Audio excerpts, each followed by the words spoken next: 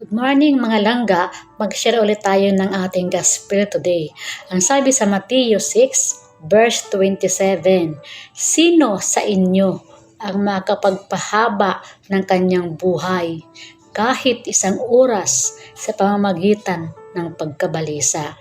So, sinasabi dito ng ating Panginoon, huwag tayong mabalisa sa mga problema at mga alalahanin natin sa buhay. Ipagkatiwala natin lahat sa Kanya at ating idalangin na Kanya tayong tulungan.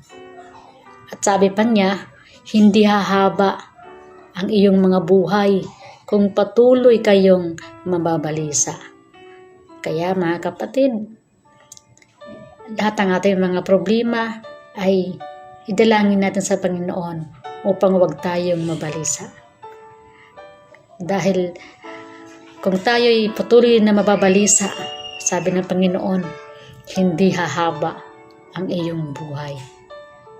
Dahil ang mga pagkabalisa ay naglilikha yan ng maraming mga karamdaman sa ating sa ating mga lupang katawan. Kaya huwag tayong mabalisa. Amen.